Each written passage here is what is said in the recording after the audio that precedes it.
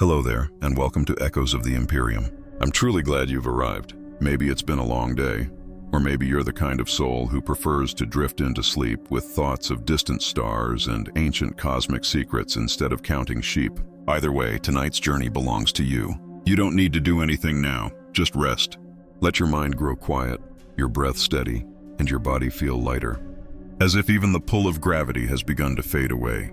In the quiet hours aboard the Oculus Tenebris, when the hull stops groaning, and even the deck lights dim to a dying amber, I sometimes let myself listen to the ship breathe. The distant coolant lines sigh like lungs not meant to exist, and the lingering radiation hums against the walls like some patient, waiting predator. And it is in that exhausted quiet that I first found the file, an anomaly tucked into the edge of a corrupted data cohort, marked with a sigil I did not recognize, a strange spiral devouring a star. I should have discarded it, incinerated the block immediately as per the Lex Mechanic protocols. But something in the pitch of it, something in the way the icon seemed to pulse faintly with its own presence, made my fingers freeze above the console's rune keys. I remember feeling watched, as if an eye I could not see had opened behind me, though I stood alone in the archive bay, and the great void beyond the viewing slit was as black and empty as any tomb in the Imperium. The file was labeled simply Universe M Final Observation. That was my first mistake, opening it. My second mistake was believing I could understand what I saw. The first visual was a recording, grainy, broken, compiled from sources that were not Imperial, not Mechanicus, not even built on principles of logic I could comprehend. Images stitched from satellites that orbited a blue world far too bright, far too hopeful. A world heavy with oceans and continents shaped by hands of impossible cosmic patience. And above it hovered anomalies, humanoid figures moving through the sky unaided, streaks of heat trails like comets, beings wreathed in metal, fire, lightning, and something deeper, stories. It made no sense. No psychers, no warp signatures, no recorded mass translocations. These were not Primaris, not pariahs, not mutants. They were something else entirely, a species that wrote its own myths into reality. They called themselves heroes. My breath caught when I saw the first energy spike. A man clad in red and gold armor, propulsion systems integrated like living musculature, flying at speeds a jump pack could only envy. Another figure, massive, green, grotesquely changed, lifted a war engine the size of a Baneblade with one hand. There were gods too, or creatures mistaken for gods, stepping onto battlefields with hammers that bent storms to their will, or shields that defied physics with nothing but a symbol etched in their hearts. I felt something I had not felt in decades, awe tinged with fear. They were a civilization on the brink of golden myth, perfect victims. Tyranids stalked the stars for genetic diversity, for strength, for novelty of form. And this world, this universe, was a banquet of unthinkable potential. But the recording did not begin with triumph. It began with dread. A void distortion appeared first, not in their space, but in the interstitial emptiness between realities. The timestamp fluctuated. Their instruments had no comprehension of it. Even Imperial sensors would have called it a warp ghost, a ripple in causality. The anomaly expanded, contracting in on itself like something breathing through a slit in the fabric of existence. Their scientists called it the event tier. Their mystics called it a herald. Only one description chilled me, a mouth opening where no mouth should exist. When the first splinter tendril emerged, I knew instantly. Every Imperial citizen would have known. The chitin, the bioluminescent sacs pulsing with digestive fluids, the rows of scything protrusions engineered for planetary absorption, the Tyranids had found them. But not through the void we know. Not through the cold dark of our galaxy. They had pierced sideways into a reality unprepared for what it meant to be hunted by hunger incarnate.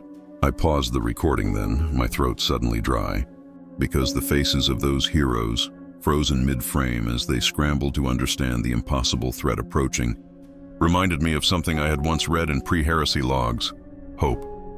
A naive, blinding hope that power, individual power, was enough to turn back extinction. But what chance does a single being, no matter how strong, have against a hive that learns, adapts, and consumes the very essence of what it slays? I resumed playback. The first encounter occurred above their Earth, near a satellite they called Sword, a station armed with weapons meant for cosmic threats, but not this. The Tyranid vanguard tore through it like parchment. The recordings were blurred, the sound corrupted, but I could still make out the shapes. Gaunts clinging to hull plating, warriors tearing through sealed bulkheads, bioplasma detonations turning metal into incandescent slag. The heroes arrived seconds too late. The man in the iron armor, Tony Stark, the logs identified him, fired beams of brilliant light, melting swathes of chitin. But every fallen creature only triggered the hive's adaptation cycle. New forms began sprouting already, more resistant carapace, altered by luminal regulators. Hardened synaptic relays. The Hulk arrived next, leaping from atmosphere to low orbit in a feat that defied logic. His blow crushed a Carnifex skull in a single strike, something even an Astartes would struggle to do. But the hive reacted instantly, recording his gamma-irradiated biomass with predatory fascination. I muttered a curse under my breath. The Tyranids had found their perfect target, a universe full of living weapons whose every mutation, every unnatural ability, was a gift and a curse waiting to be devoured. I leaned back in my chair, the deck cold beneath my palms, as the recording continued its descent into horror. Their gods fought, their legends rose, their armies unified in ways the Imperium could only dream of. But there was a moment, one terrible, quiet moment, that froze me more than any battle. A figure made of shadows, cloaked in a cape that swallowed light, watching from a rooftop as the sky ripped open with the true hive descending. He whispered something my audio translation struggled to parse. My blood chilled when the Vox rendered it. This is not invasion. It is hunger. And the Tyranids, in return, whispered nothing. They never do. They simply learned, faster than ever before. Because this universe offered them evolution beyond anything in ours. I should have closed the file. I should have run straight to the tech priests, confessed my breach, begged for repentance. Instead, I leaned forward with a trembling fascination, unable to look away, knowing the story had only begun, knowing the hive had not merely consumed this universe. It had grown from it. I did not sleep after witnessing the fall of their skies. Instead, I sat there, hunched over the console, watching the next fragment spool into existence like a death omen etched in light. And as the file unfolded, I felt the sickening weight of inevitability settle into my bones. For now the recording shifted planetside, where the people of Universe M still clung to the illusion that their champions were enough to halt a cosmic extinction, and something in that terrified courage, that desperate willingness to stand against an enemy they could not fathom, made their collapse all the more harrowing. The scene opened on New York City, a skyline bristling with towers that gleamed like polished ceramite, streets overflowing with life, screens flashing news broadcasts of the impossible swarm descending from orbit. And there, at the center of the storm, stood their greatest defenders, an assembly the data logs called the Avengers, faces tense, postures stiff with conviction even as the sun dimmed behind clouds of drifting Tyranid spores. I recognized some of them from earlier fragments. The armored genius with eyes like burnt-out embers of defiance, the thunder-wielding god whose hammer crackled with radiant fury, the soldier draped in a symbol of hope, his shield reflecting the falling dusk as if begging the heavens to spare them just a moment longer. They didn't get it. No one ever does. Tyranids do not negotiate. They do not invade in the political sense. They do not intimidate. They feed. And as the first wave hit the ground, I watched panic turn to carnage with brutal efficiency. Termagants scuttled through alleyways, maws dripping acidic saliva that burned through steel beams, while Hormagaunts leapt from walls in blistering arcs, talons slicing through vehicles, storefronts, flesh. Civilians ran screaming, their terror feeding into the hive mind's ravenous calculations.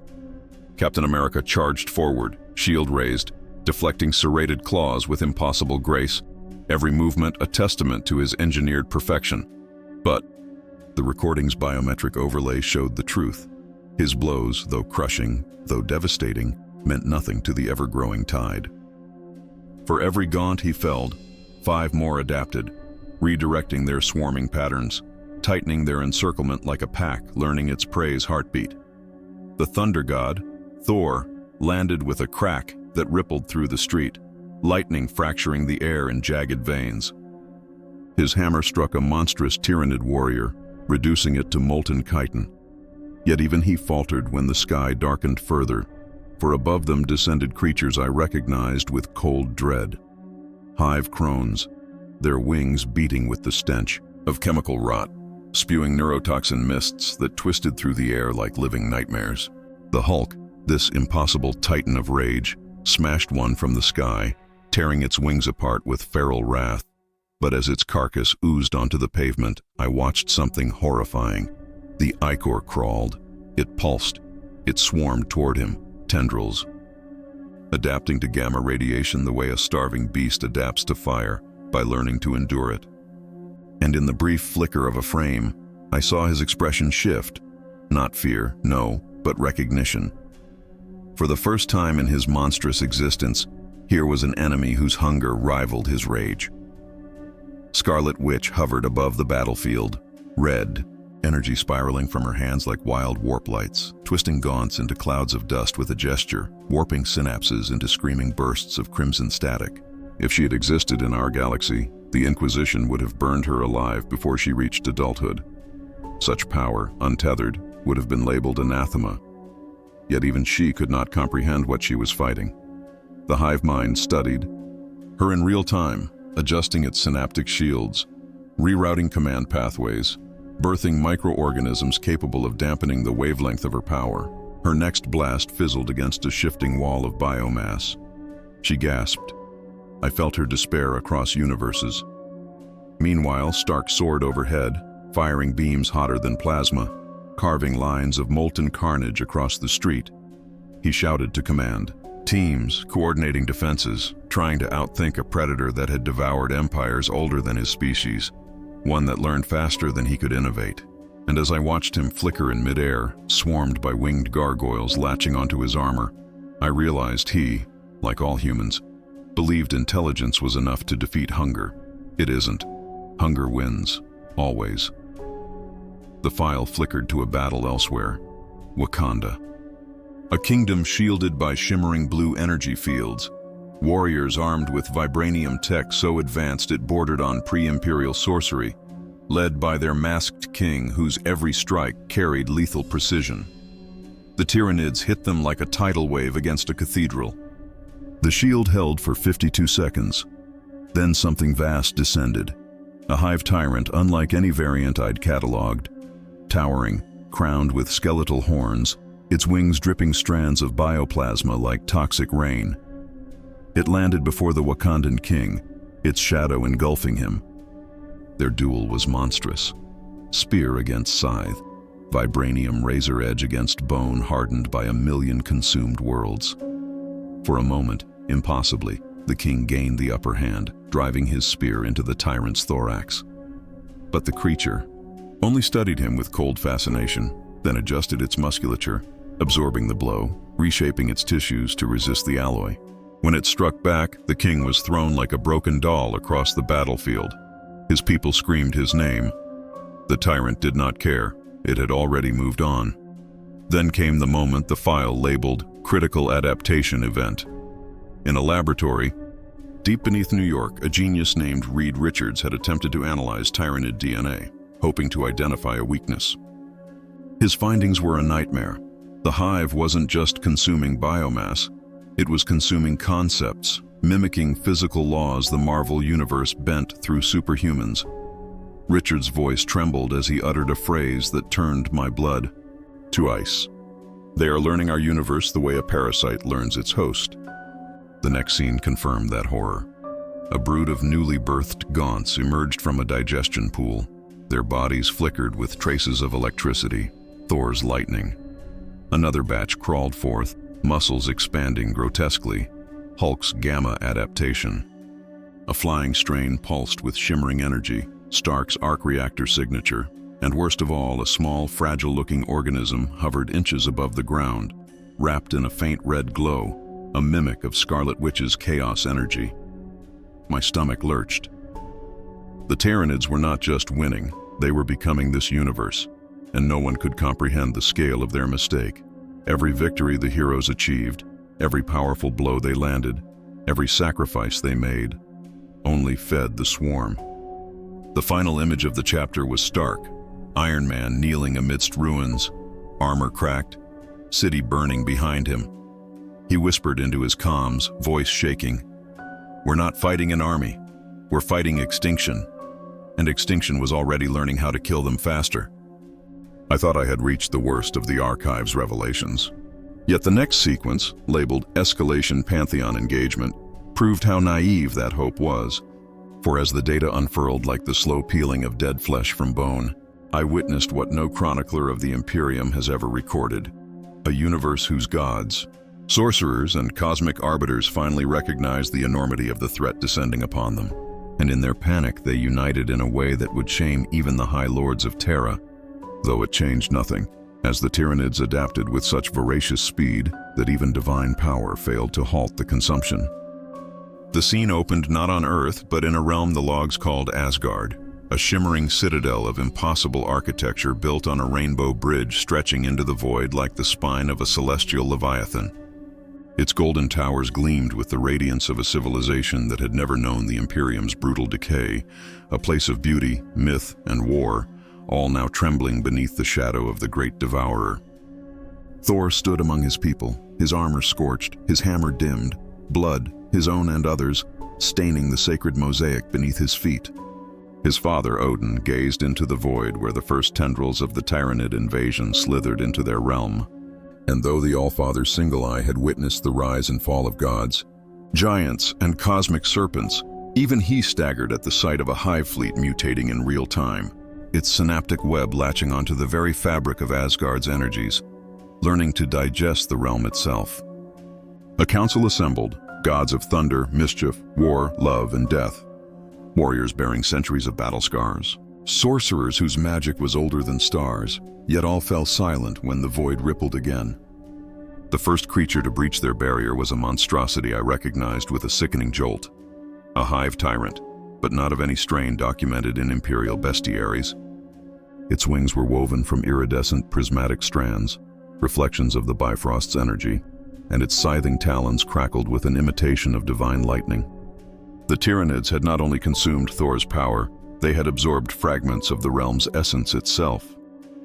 Odin roared a command, unleashing energies so old they blurred the recording sensors, but the creature darted through them with predatory grace. It was learning magic. That realization made my skin crawl with a fear I had not felt since the outbreak of the Ghoul Stars incident.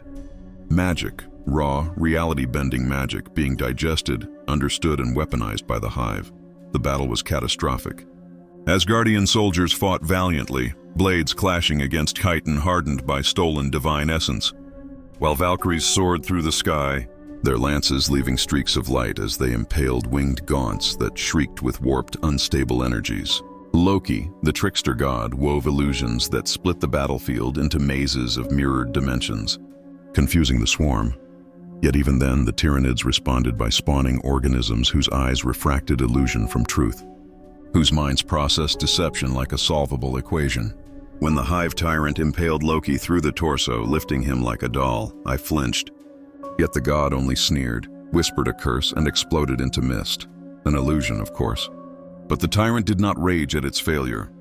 It simply filed the deception into the hive mind's collective intelligence, and from the digestion pools below, new creatures began simmering, gaunts with eyes like fractured prisms, scouting for illusions.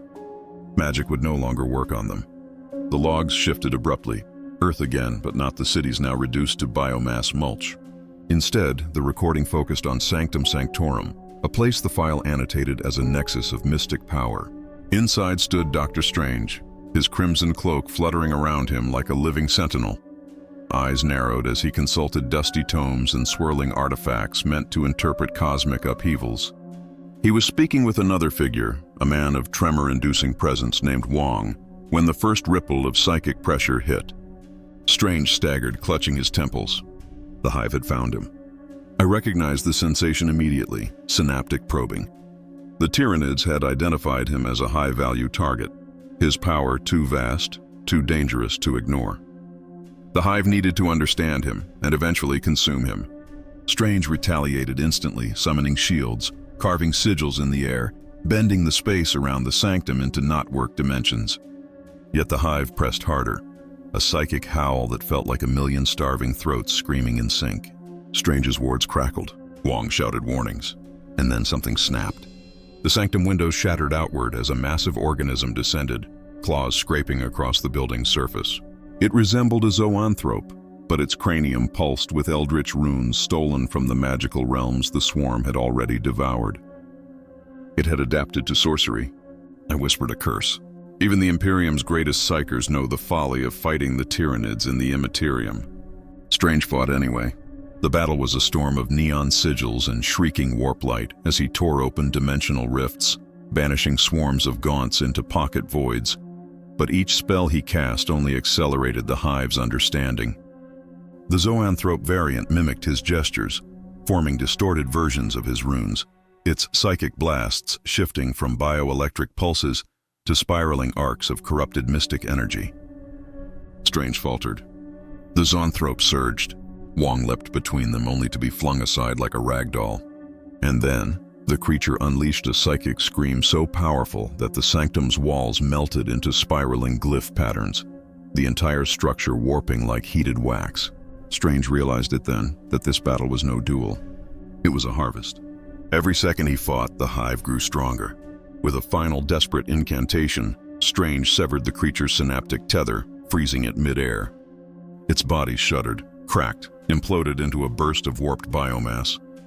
But Strange collapsed too, blood dripping from his nose, eyes trembling with a horrified revelation. Before he fainted, he whispered one line, caught faintly by the recording's vox. If they consume the magical realms, they will rewrite reality itself. The logs cut again. This time, the scene was cosmic, a dark expanse where a colossal figure radiating golden fire confronted a swarm of bioships the size of continents. This was the entity called the Phoenix, a cosmic force of rebirth and annihilation. She unleashed firestorms that incinerated entire broods in seconds, but the Hive recorded her energy signature, birthing spore organisms coated in flame-resistant biofilm. Even cosmic fire failed. Even rebirth failed. Even gods failed. And as the recording dimmed into static, I felt a cold, suffocating truth choke the breath from my lungs. This universe did not understand the nature of the enemy devouring it. They believed power, any power, was salvation. But the Tyranids do not fear power. They covet it. And whatever they devour, they become. I should have stopped there, should have sealed the archive and prayed that ignorance might shield me from the full gravity of the truth. But the file continued dragging me deeper like a riptide pulling a drowning man into black water.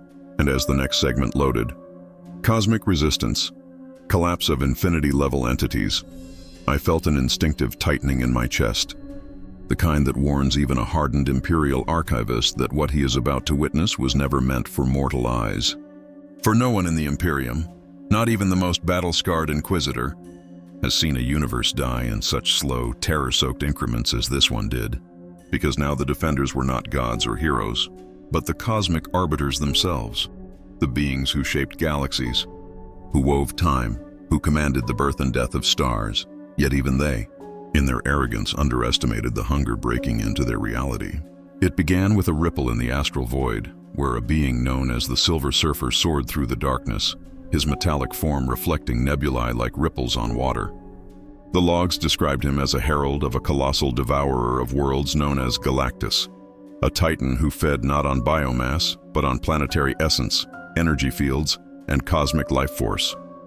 The Surfer perceived the Tyranid presence before any mortal sensor could, feeling the psychic vibration of their hive mind as a discordant scream echoing across 1,000 light years. He streaked toward the swarm, leaving a trail of silver light. The footage from his perspective, if it can be called footage, was disorienting. A cascade of star fields warping into spirals as the Hive fleet emerged from a trans-reality breach. Monstrous bioships shaped like bloated serpents, their forms glistening with mucous membranes that pulsed with organ clusters stolen from magic, radiation, and divine energies. These were not ordinary Hive fleets. They were upgraded, augmented by everything they had tasted. The Surfer unleashed cosmic blasts capable of shattering moons, but the Hive ships absorbed the energy through newly grown crystalline membranes, channeling it inward like nourishment. When he realized this, the Surfer fled, not out of cowardice, but urgency. He sped toward a massive silhouette looming in the dark, Galactus. The World Eater stirred, his colossal armor glowing with purple energy as he sensed the surfer's panic. The surfer spoke breathlessly of a threat unlike any he had faced. Creatures who fed with no limit, no purpose beyond consumption. Galactus turned his gaze toward the encroaching swarm, and even through the recording's distortion, I felt the gravity of that stare, the weight of a god who had seen epochs rise and collapse. He extended a hand, gathering power vast enough to vaporize an entire star system. The energy roared outward, a cosmic beam that tore open space-time itself, but the hive reacted instantly. Bio-titans the size of mountains drifted in front of the beam, their carapaces shimmering with stolen phoenix fire, their internal organs swirling with warped mystic sigils. They absorbed the attack. They ate it. Galactus staggered, a god stumbling in disbelief. The Tyranids shrieked in unified triumph, a psychic howl so powerful my mind throbbed just watching the playback. Then, the impossible. A living ship, larger than anything in Imperial records, luminescent with a patchwork of cosmic energies, lunged at Galactus. It sank tendrils into his armor, siphoning his essence with the greed of a black hole. The surfer tried to intervene, hurling himself at the tendrils, cutting through them with cosmic light. But new ones grew instantly, adapting to his attacks. Galactus roared, a sound that shook solar systems. Yet even a god can fall to hunger. The logs blurred violently, as if the recording itself recoiled, showing only fragments. Galactus sinking to one knee, his glow dimming. Tyranid bioconstructs burrowing into his armor. The hive mind chanting through a million shrieking throats. Then, in a flash of terrible light, the cosmic titan collapsed into the swarm. His essence devoured, his energy absorbed. A new star-like pulse radiated outward, the birth of a superorganism. I sat frozen. A universe where even Galactus could be eaten had already lost. The scene shifted to another fragment. The cosmic tribunal known as the Living Tribunal, a three-faced judge of multiversal balance, three visages representing equity, necessity, and vengeance. He confronted the Tyranid superorganism in a dimension of fractured light. For a moment, it seemed he might succeed. The tribunal's power dwarfed even Galactus. Yet, as he reached out to unmake the hive's adaptation matrix, the swarm responded with something sickening. It replicated part of his energy signature. A shield formed around the superorganism, mirroring the tribunal's force. He struck. The shield struck back with equal strength. The hive was copying a cosmic judge. This was beyond blasphemy. It was cosmological infection. When the tribunal attempted to split the swarm across multiple timelines, the hive immediately stitched the fractures shut using energy stolen from Strange's magic and phoenix flames. The judge hesitated. That hesitation doomed him. The superorganism, thrumming with stolen divinity, unleashed a psychic storm that tore through the tribunal's three faces simultaneously.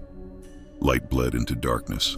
The tribunal fell, and with him, the universe's cosmic order began to die.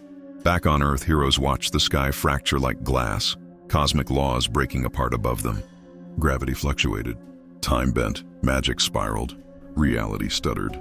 The X-Men looked upward in silent terror as the Phoenix Force flickered, weakened by the hive's consumption. Avengers stared in disbelief as constellations collapsed midair. Even their villains, Thanos among them, stood stunned as their meticulously crafted universe unraveled. The logs showed Thanos raising the Infinity Gauntlet, its 6 stones glowing with unholy brilliance. He clenched his fist. A shockwave tore outward, rewriting physics in a vast radius. The Tyranids slowed, some disintegrated. For a moment, the Mad Titan smiled. Then the hive adapted. Instantly, stones that warped reality could not stop a predator that now fed on cosmic law itself. New Tyranid variants emerged, their forms flickering with hints of the stone's colors: purple, blue, red, green, orange, yellow, each one a grotesque biological parody of omnipotence. Thanos stared at them with something close to fear. Then they swarmed him. The recording cut violently after that, sparing me the details. But I understood, the gauntlet too would be eaten.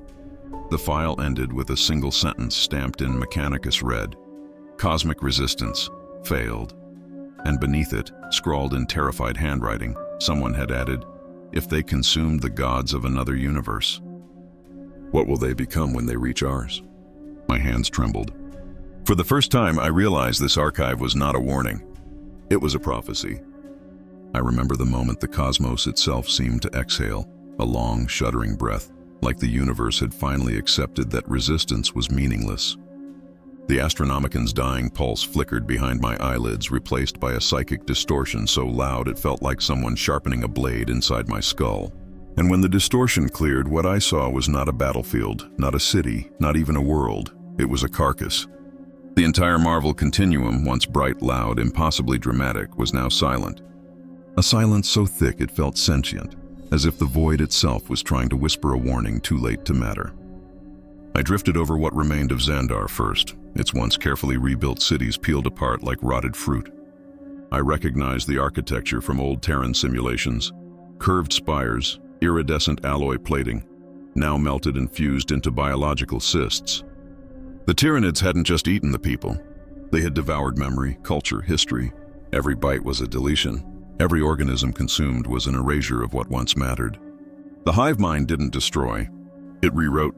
I felt something tug at my thoughts, a presence smooth and cold, like fingers made of ice gripping the back of my skull. And I realized the terrible truth. The Tyranids were learning from this universe, integrating exotic superpowers into forms I could barely comprehend. I saw shapes moving inside the biomass trenches, hulking silhouettes with armored plates patterned like Wakandan nanoweave, grotesque forms with faint residual gamma radiation glowing through their skin. They were not just Tyranids now. They were echoes, corruptions of the legends they consumed, and the sight of them, too familiar, too wrong, coiled a sickness deep in my stomach.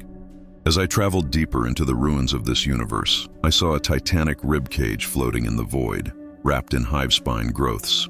It took me a moment to understand the scale before the horror struck. The skeletal remains belonged to a celestial. The Tyranids had not merely fed, they had feasted. A celestial, a being that could sculpt galaxies, was now nothing more than nutrient pulp for the hive mind. My breath hitched, and for a moment, I felt the same primal fear that early humans must have felt staring into the eyes of a predator they could not name. If they could eat this, then the boundaries of possibility had already been broken. The next tear in reality brought me to Earth, or what little was left. The planet hung cracked and gutted, its mantle exposed like a wound that would never heal. Oceans drained, atmosphere stripped. The last defenders lay scattered across continents turned to husks. Among the ruins of New York, or rather, among the smoldering remains of where New York had once stood, I sensed faint energy signatures, flickering like dying candles. They weren't humans. They were remnants, fragments, mutants whose genes had resisted digestion long enough to die screaming. Across the ruined skyline, a colossal organism moved, its silhouette vaguely reminiscent of the Hulk, but twisted, stretched, its skin plated with chitin that pulsed an oily violet. A Tyranid Hulk hybrid, a bioengineered brute borrowing the rage and infinite growth potential of Banner. And when it roared, the sound rolled across the empty planet, vibrating the bones of mountains. But the thing that broke me was on the moon. I felt it before I saw it, a psychic pressure so vast it drowned my own thoughts into static. The hive mind had created something here, something new, something it had never been able to build within our own reality. The Marvel Universe had given it gifts, and on the cracked surface of the moon, I saw the culmination, a towering synapse creature imbued with a stolen cosmic force, its exoskeleton shimmering with reality stone energy, its eyes burning with a cruel, all-knowing hunger. It looked directly at me, across a distance of hundreds of kilometers, across the barrier between its universe and mine. And in that moment, I understood I had not been observing. I had been detected. The hive mind did not simply devour what it conquered. It expanded the map of its vision, and now it had seen us. It had seen the Imperium, the Astronomican, Terra, humanity, the last great meal waiting in the dark. As the moon-sized synapse creature lifted one clawed appendage, as if brushing aside a curtain, the fabric of the universe trembled, and I realized with a cold, collapsing dread that I had become the conduit. The witness, a psychic trail leading directly home. I tried to pull away, to silence my mind, to sever the link, but the connection tightened like a noose.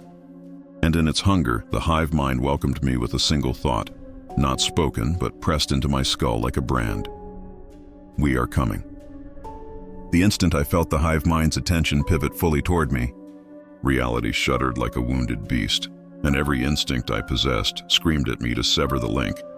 to wrench myself free before the Tyranids used me as a psychic doorway, but it was too late.